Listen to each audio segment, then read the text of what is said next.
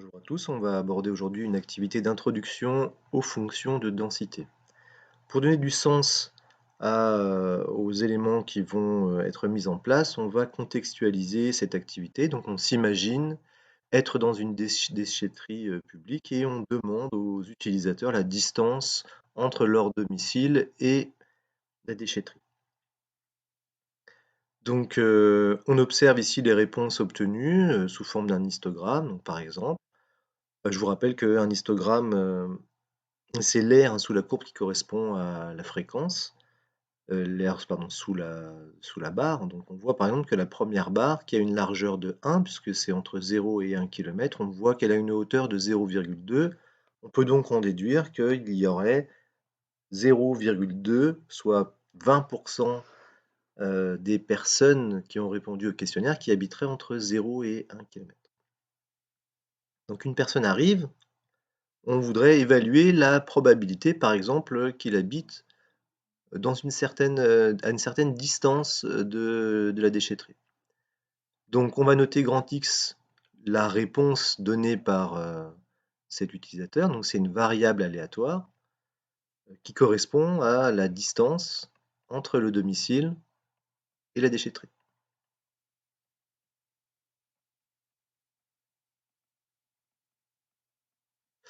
On voit d'après cet histogramme que X prend ses valeurs entre 0 et 20.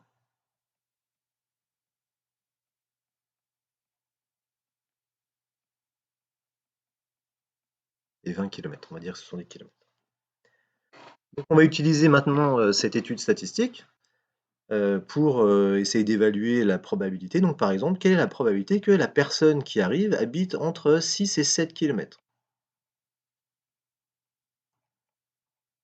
Donc on regarde notre histogramme, on s'aperçoit qu'entre 6 et 7 km,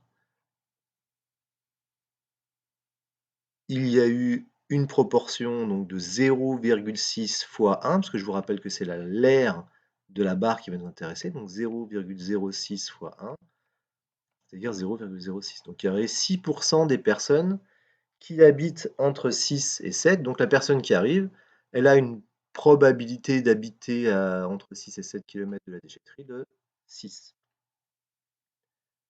Si maintenant on élargit la zone et on voudrait déterminer la probabilité qu'elle habite entre 6 et 9, alors oui, je vais mettre des inégalités strictes, entre 6 et 9, ça, vous verrez que ça n'a pas beaucoup d'importance.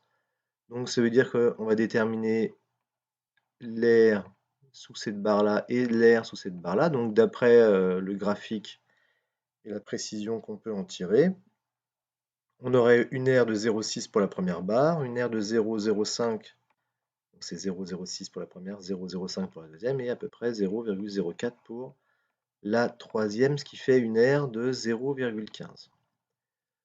Donc la probabilité, d'après ces informations, la probabilité que la personne elle habite entre 6 et 9 km, elle est d'environ 0,15.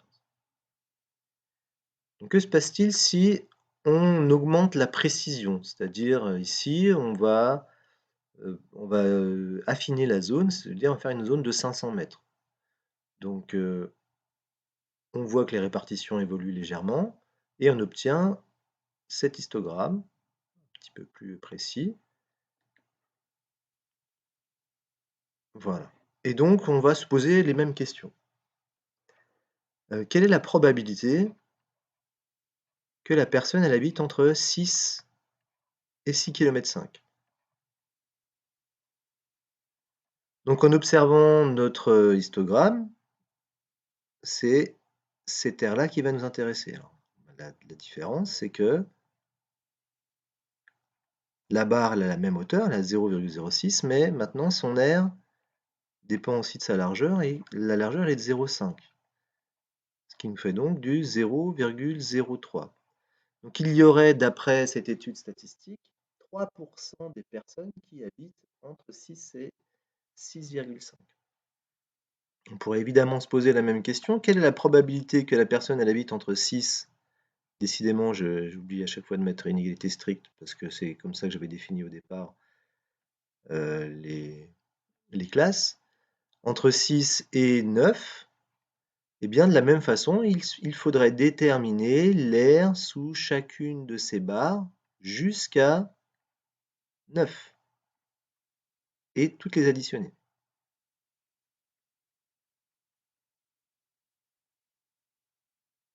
Ainsi, on aurait une idée de la probabilité que la personne elle habite entre 6 et 9. Alors, à votre avis, si vous additionnez l'air de toutes les barres, que vaudrait cette somme?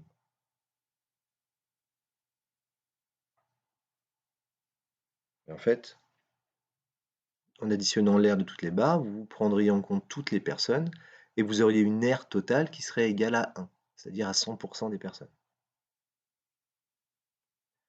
On continue. Que se passe-t-il si on veut être encore plus précis? C'est-à-dire maintenant, on ne veut pas à 500 mètres, on veut à 250 mètres. Vous voyez, ce qui se passe, c'est que l'histogramme a des barres qui sont de plus en plus fines. Voilà, ici, je vais aller jusqu'à 100 mètres de précision. Voilà.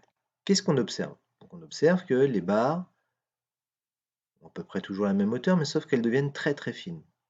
Donc on pourrait essayer, mais maintenant graphiquement ça devient un peu plus compliqué, on pourrait essayer de déterminer l'aire entre la probabilité pardon, que la personne elle habite entre 6 km et 6,1 km.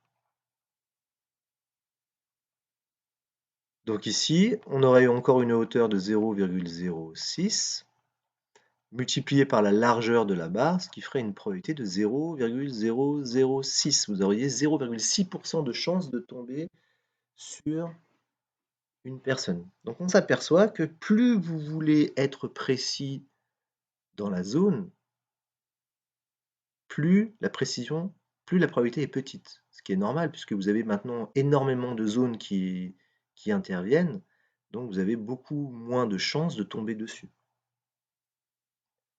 Pour déterminer l'aire entre 6 et 9, eh bien, on devrait faire exactement la même chose, c'est-à-dire prendre en compte tous les histogrammes de cette zone-là. Maintenant, on voit que c'est quand même pas très pratique. Mais par contre, on s'aperçoit qu'en affinant, les, les parties supérieures en fait, de nos histogrammes forment une courbe qui va justement nous intéresser.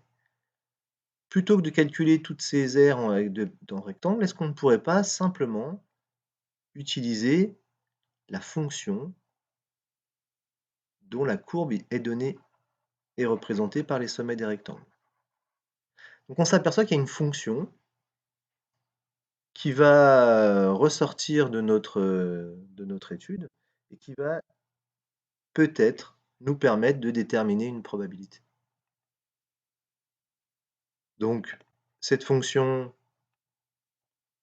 c'est celle que nous allons retenir. Donc, on va oublier maintenant ces petits histogrammes et on va utiliser que la courbe et on va se poser les mêmes questions. Si vous avez une fonction qui doit forcément être positive, et puis on verra quelle autre particularité elle doit avoir, qui nous permet de représenter la répartition des réponses sur un intervalle. Comment, par exemple, pourrions-nous déterminer la probabilité qu'une personne habite entre 6 et 9 km? On a vu que c'était une histoire d'air en fait. Donc ce serait l'air sous la courbe entre 6 et 9 qui correspondrait à cette probabilité-là. Vous vous souvenez que l'air d'une fonction positive, c'est l'intégrale de 6 à 9 de f de x dx, ou f de t dt, parce que je vous rappelle que la variable est muette. Donc si on connaît une telle fonction, on peut l'utiliser pour déterminer des probabilités. Autre remarque, quelle serait la probabilité, donc si vous aviez donc cette fonction, elle a un nom, ça s'appelle une fonction de densité, Quelle serait la probabilité qu'une personne habite exactement à 6 km? Alors ici, c'est peut-être pas très intuitif, mais on a vu précédemment que si vous étiez plus précis dans la zone à déterminer, entre 6 et 7, on avait une valeur, entre 6 et 6,5, la valeur elle devenait de plus en plus petite, entre 6 et 6,1, ça devenait encore plus petit puisque l'aire du rectangle était extrêmement petite, mais pile sur 6 km. Quelle serait la probabilité de tomber sur une personne qui habite à exactement 6 km? Alors peut-être que là, vous n'avez pas l'intuition. Maintenant, si je vous pose la question différemment, parce que je vous rappelle que grand X peut prendre n'importe quelle valeur entre 0 et 20. Et entre 0 et 20, il y a une infinité de valeurs. Eh bien, posez la question, quelle est la probabilité qu'une personne habite à 6 km? Ce serait la même que vous posez la question, quelle est la probabilité qu'elle habite à 6,00004 km? Et à ce compte-là, on commence à se rendre compte que la probabilité serait extrêmement faible. Et en fait, elle est même nulle. Voilà. Dans une loi de densité, quand on utilise une loi de densité pour calculer une probabilité, la probabilité que vous tombiez exactement sur une valeur, on la considère comme nulle.